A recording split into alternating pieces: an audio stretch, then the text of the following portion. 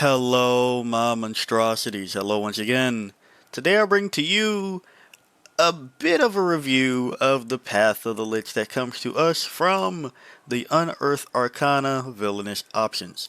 I have some things. Like, I kind of like it and I kind of don't at the same time, so kind of wanted to talk about the Path of the Lich. Path of the Lich. Liches are powerful spellcasters. Cough, who have conquered death through the relentless pursuit of arcane power. All liches undergo a ritual that binds their soul to a spirit jar, a personal and well protected object that allows the lich's destroyed body to reform as long as the object is intact. Lich writes, the path to lichdom is unique to each who walks it. To complete the transformation, aspirants must fulfill a personal and often profane ritual. The Lich Rites table contains examples of such rituals to inspire your journey. To conduct your ritual, you must consume 100 souls to strengthen your magic, decipher and recite a forbidden incantation from a lost tome written in a dead language, use ancient abjuration magic, cough, to conceal yourself from the gods of death. Pen a blasphemous verse and perform it in a defiled temple. Craft a potion from your victim's remains and imbibe it beneath a full moon. Corrupt your soul so completely no afterlife will accept it. There's some liches across the multiverse. Woo! Path of the Lich feats. The following Path of the Lich feats represent one path a character can take to become a Lich. To complete the Path of the Lich, begin by taking the Lich Initiate feat, followed by any other Path of the Lich feat you choose. Finally, when you reach level 12 or higher, take the Lich Ascension feat. Lich Initiate, Path of the Lich feat, Prereq, level 4, spellcasting, or Pact Magic feature. Take the first steps towards Lichdom, which involve creating your Spirit Jar, a magical vessel that anchors your soul to the world of the living in the event of your body's destruction. You gain the following benefits. Ability score increase. Increase your intelligence, wisdom, or charisma by 1 to a maximum of 20. Creating your spirit jar. Choose a tiny object of great significance to you. Roll on or choose from the spirit jar's table to inspire this object.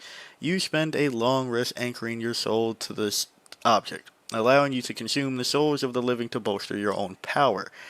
You can have only one spirit jar at a time. If you create a second spirit jar, the old one is destroyed. Your spirit jar is an acorn from a forest destroyed long ago, a love letter from a deceased paramour, the inkwell that you used to scribe your first spell or prayer, the defaced holy symbol of a god you've denounced, a bell whose toll becomes lower with each soul you collect, a desiccated body part such as an eye, finger, or horn that was once part of you or someone you knew. Spirit jar destruction. Your spirit jar's armor class equals your spell save DC, and it has a number of hit points equal to your spellcasting ability modifier plus your character level. If your spirit jar is destroyed, you gain 2 exhaustion levels, and you can't use the soul siphon ability until you create a new one. What is soul siphon, you might ask? Well, this is where I think I start to have my soul siphon. When you reduce a humanoid enemy to 0 hit points, you can consume its soul and gain a boost of arcane energy, no action required. On your next turn, the first creature you hit with an attack takes extra necrotic damage equal to 1d6 plus your spell casting ability modifier. You also gain this benefit if someone else reduces a humanoid enemy within 10 feet of you to 0 hit points. A soul consumed in this way can be restored only by a true resurrection or wish spell. So I'm going to pause there for a second. There's a feat or two later that I think that Soul Siphon would be better as. First off, second off, because I think it's the first off, humanoid specifically feels a bit weird because I'm sure there's more like souls to be had. like I feel there's more souls out there to be had. I feel it would be better if it was when you reduce an enemy, except insert. Uh, it would work better because there's going to be points in your campaign where, well, not every campaign, but this can be a completely dead feature at weird times. Like this could just be completely mute, and I've taken it as a feat. Like I kind of want that to happen. Also, if someone else is a humanoid enemy within 10 feet of you to 0 hit points. That feels a bit short. I don't really want to be this close. I would like it to be like further out. Or while we're escalating in this Lich Ascension, extend the range of Soul Siphon. I guess that's a spoiler. Yeah, it doesn't. This specific part doesn't get larger. So that's kind of where I am on Soul Siphon specifically as is. It's like, hey, I don't know about that. And for 1d6, it's like, eh, um, maybe I can. And on your next turn, like, let me store the charges.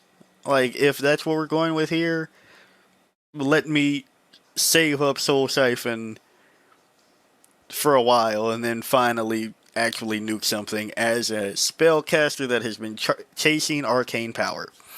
But moving on, Arcane Restoration. Path of the Lich feat, prereq Lich Initiate feat. You gain the following benefits. Increase your Intelligence, Wisdom, or Charisma score by 1 to a maximum of 20. Cool.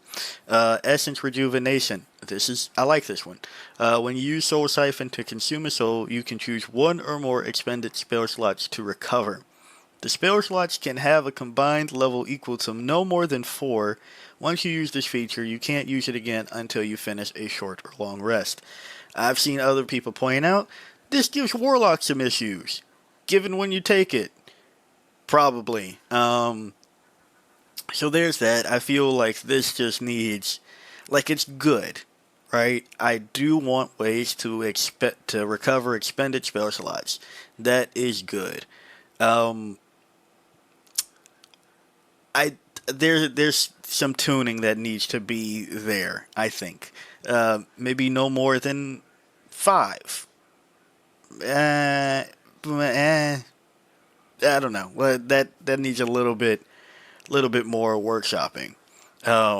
Then transfer life, ability score increase, same as the other one. Intelligence, wisdom, charisma 1, max 20.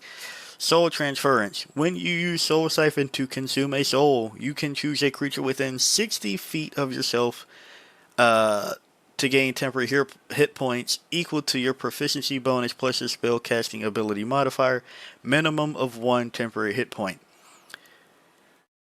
So, I feel that transferring souls is a very lich thing. So I would prefer this to be the Soul Siphon situation, really, compared to the 1d6 damage plus your spellcasting ability modifier. That only works with humanoids.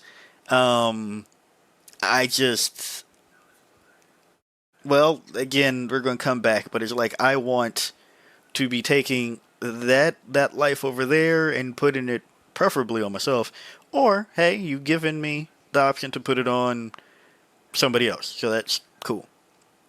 Undead Grasp. This is probably my big one, like where I go, Undead Grasp. You gain the following benefits, same ability score increase as the other ones.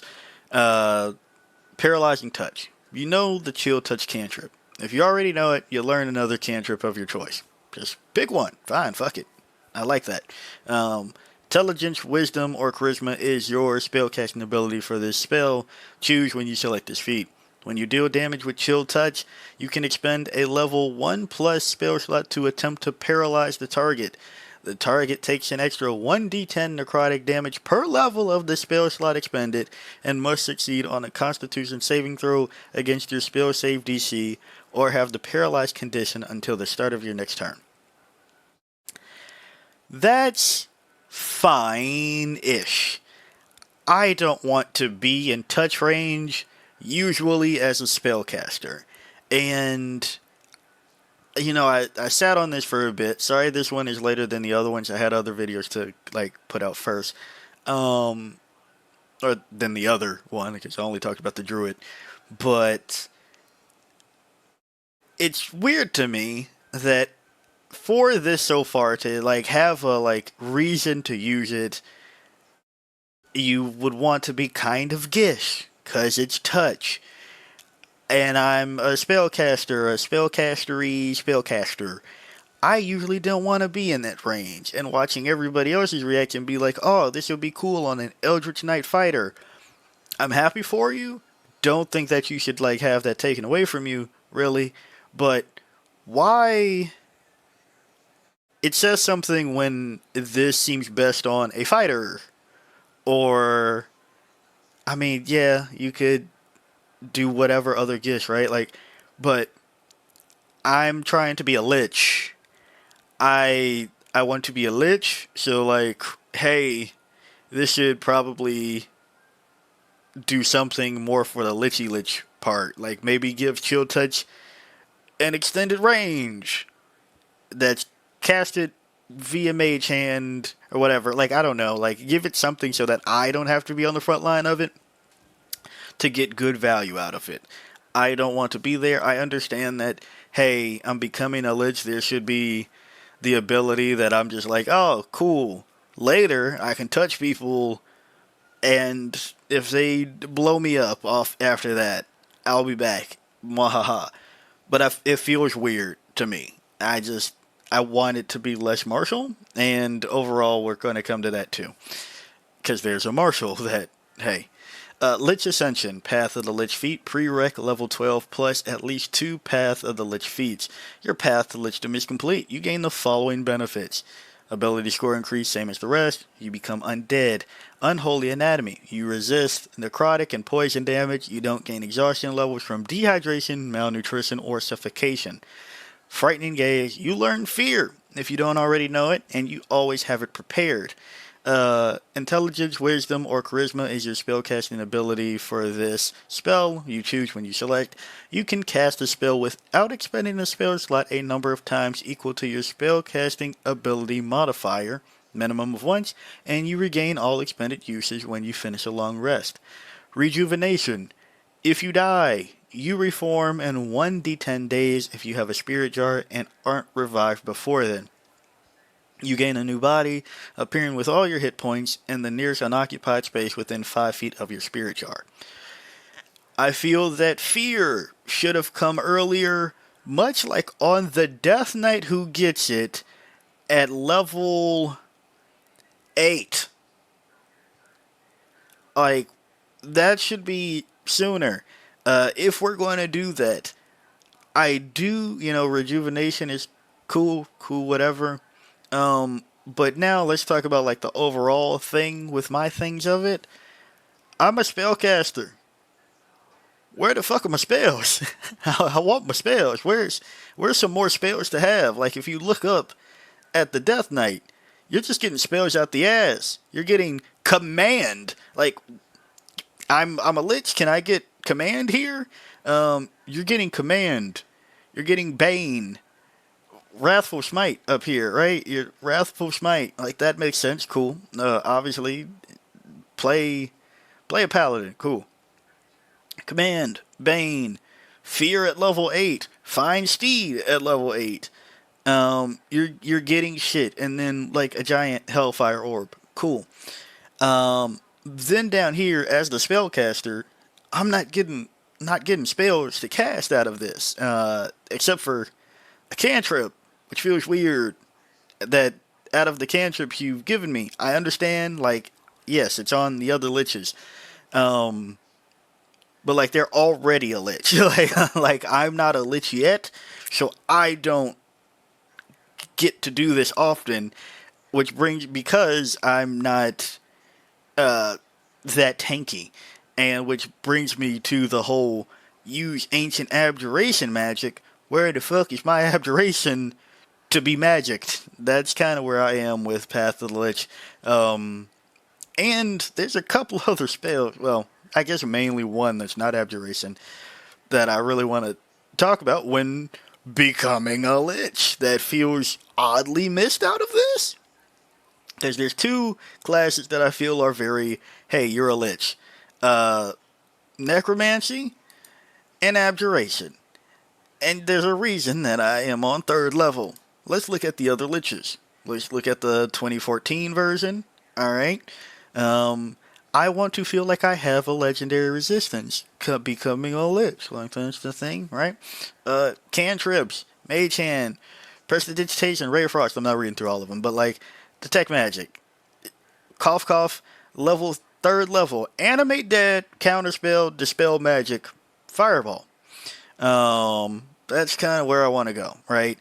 Or 8th level, Power Word Stun, ninth Power Word Kill. Now, they do, again, have Paralyzing Touch. That's fine. Frightening Gaze, also fine. Like, you're like, hey, we're letting you be a Lich. This is what a Lich has. That's cool, right? 2014 version. 2024, you know? Hey, Anime Dead, Dimension Door, Plane Shift, Power Word Kill, Finger of Death, Dispel Magic, At Will, Detect Magic, Detect Thoughts, Invisibility, Mage Hand, Prestidigitation, Reaction, Protective Magic, Counter Spell or Shield in response to the spell's trigger. That would be cool, right? Then let's look. I like a Vecna, who, sorry, I should have started up here, but like, Vecna, Animate Dead, Detect Magic, Dispel Magic, Counterspell, Dread Counterspell on the reaction. Vlaakith, who they also had on there. Going to pass by the psionics part to more so talk about, hey, Animate Dead, Counterspell, Dispel Magic. It feels weird that as a Lich, I'm not getting more options to use the souls. Like, I feel that besides, cool, 1d6 damage, right? Plus, plus your spellcasting ability modifier.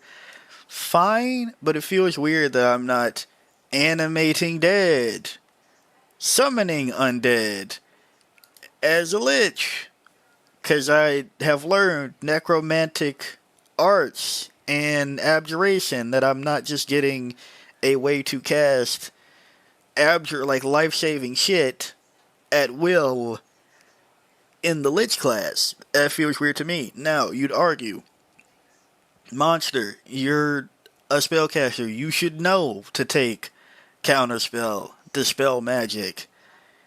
Yeah, that's true. That's fine. I can give you that point. Counterpoint, how about make it, hey, choose a spell that from the necromancy or abjuration class at insert level and do that. At the same time, I don't really. Why am I getting. Like, I don't care that much about chill touch as touch, right? Like, I don't care that much. Or fear. Like, maybe the fear should just. I feel fear should be earlier. Like, ooh, scary, ooh. Save yourself. Here's some fear over there. Oh, you're so feared. Okay? Like, I feel like that shouldn't take Ascension to get.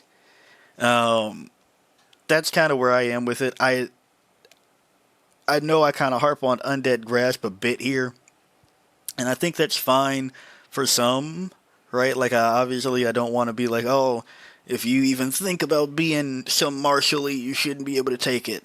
But it just feels oddly martially when my other thing is, to do the Soul Siphon thing of damage, I would need to be doing something with it for humanoids. And if I'm in certain places in a campaign, this is just null and void almost entirely, right? Like, I just don't have a feature if I'm not with humanoids at the time because it's on my next turn.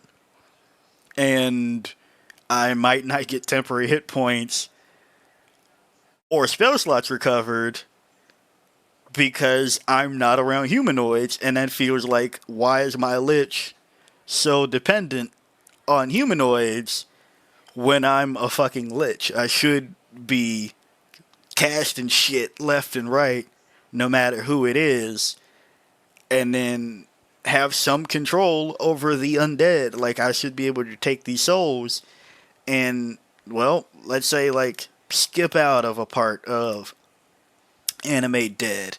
Maybe I don't need the material components for anime dead. I don't know, or maybe concentrate the 24-hour period situation of commanding. Like maybe I can circumvent that, but I feel like I'm oddly missing my necromantic arts and my abjurational arts of being a lich in the path of the lich, when like right above it I'm just getting spells out the ass as path of the death knight, and a better, well, arguably better fear. mm, Fear sooner. Let's just, it's fear sooner. Depends on how you want to look at the fear, I guess. To me, that's a better fear on the death knight as well. But yeah, that's where I am with it. I don't want to come off like, oh, I absolutely hate it, because I think it's cool. I do like the Lich Ascension, like, hey, I reform 1d10 days, and there's a good way to get spell slots back and temporary hit points. Maybe. Like, I shouldn't have an entire path that becomes null and void if I'm not facing humanoids. So, yeah, that's kind of where I am with it. If you like the video, like it. Got a comment for me, comment. And until next time, peace out, my monstrosities.